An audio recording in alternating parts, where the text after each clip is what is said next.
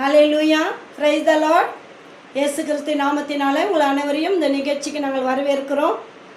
இந்த மாதத்துக்குரிய வாக்குத்தத்த வசனம் லூக்கா எழுதின சுவிசேஷம் 19 அதிகாரம் 2-8 வரைக்கும் பார்க்க இருக்கிறோம். ஆயக்காரருக்கு தலைவரும் ஐஸ்வர்யனுமாயிருந்த செகேயு என்னப்பட்ட ஒரு மனுஷன் இயேசு எப்படி பட்டவர் என்று பார்க்க வகை தேடினார். இயேசுவை எப்படின்னா பார்க்கணும், இன்னைக்கு எப்படி இருப்பார் தெரியலையே. குள்ளமாக இருப்பாரா, என்ன மாதிரி ஹைட்டாக இருப்பாரா, வெள்ளையாக இருப்பாரா, கருப்பாக இருப்பாரா, கலராக இருப்பாரா, எப்படி இருப்பார் வர்ணிக்கிறாரு. இயேசு எப்படி பட்டவர் என்று நான் இன்னைக்கு பார்த்தே ஆகணும் அப்படின்னு சொல்லிட்டு ஜனக்கூட்டம் அதிகமாக இருக்கிறபடினால இயேசுவை பார்க்க முடியல. இயேசுவுக்கு முன்னதாக ஓடி காட்டத்தி மரத்தில் ஏறி இயேசுவை பார்க்கிறார்.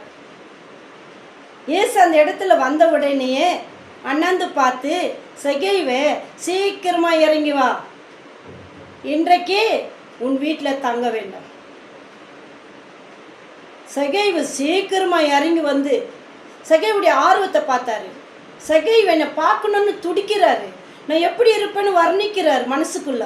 நான் எப்படியாப்பட்டவன்னு பார்க்கணுன்னு மரத்து மேலே உக்காந்து பார்க்குறாருன்னா அவருக்கு எவ்வளோ ஆர்வம் இருக்கணும் என்று சொல்லி, இயேசு சீக்கிரமாக இறங்கி வா, நான் இன்னைக்கு உங்கள் வீட்டில் நான் தங்க வேண்டும்.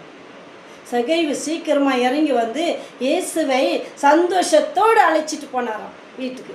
பார்த்தீங்களா, சந்தோஷமாக அழைக்கணும், சந்தோஷமாக ஜெபிக்கணும், சந்தோஷமாக தேவனுடைய ஆலயத்துக்கு போகணும், சந்தோஷமாக இருக்கணுங்க. முறுமுறுத்துன்னு போனோம்னா எந்த ஒரு காரியமும் நடக்காது.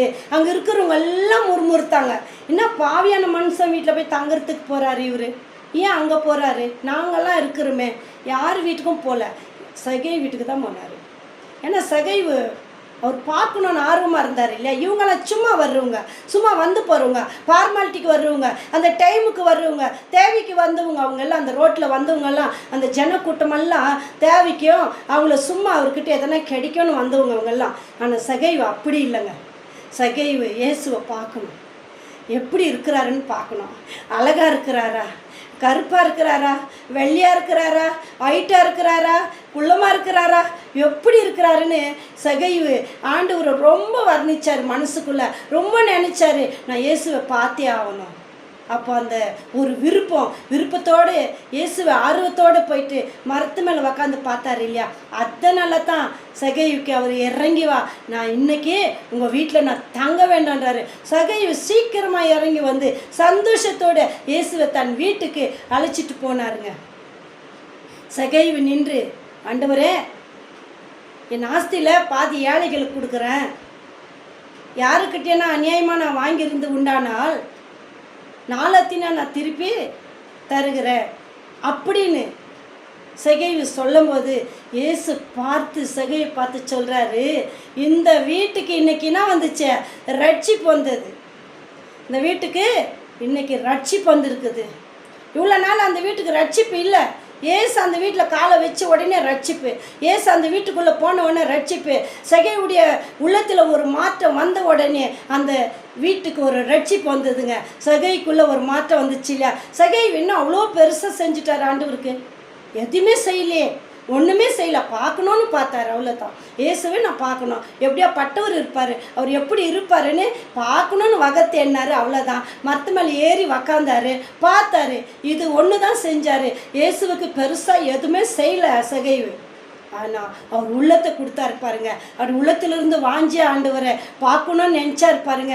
அதுக்கே இயேசு அவருடைய வீட்டுக்கு போயிட்டாரு. ஆண்டவராகிய இயேசு கிறிஸ்து எப்படியாப்பட்டவர் பாருங்க, அவரை தேடுறவங்களை விடவே மாட்டார். அப்போது இயேசு செகேயு பார்த்து சொல்கிறாரு, இந்த வீட்டுக்கு ரட்சிப்பு வந்தது. மனுஷனுக்கு மாத்திரம் ரட்சிப்பு இல்லை, அந்த வீட்டுக்கும் ரட்சிப்பு, வீட்டுக்கு ரட்சிப்பு வேணும், இந்த வீட்டுக்கு ரட்சிப்பு வேணும். அப்போது இயேசு சொன்ன உடனே ரொம்ப சந்தோஷமாயிடுச்சு செகேயுக்கு. அங்கே இருக்கிறவங்களாம் போராமப்படுற அளவுக்கு அவளை சுற்றி இருக்கிறவங்க அவ்வளோ கூட்ட ஜனங்கள்லாம் முறுமுறுக்கிறாங்க.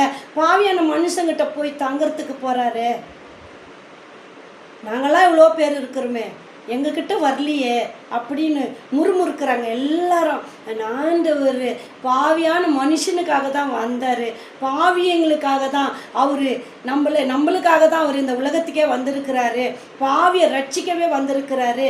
அவர் இயேசு கிறிஸ்து அந்த பாவின்னு பார்க்காத அந்த வீட்டுக்குள்ளே நுழைந்து இந்த வீட்டுக்கு இன்னைக்கு ரட்சிப்பு வந்ததுன்னு என்று சொன்னார்.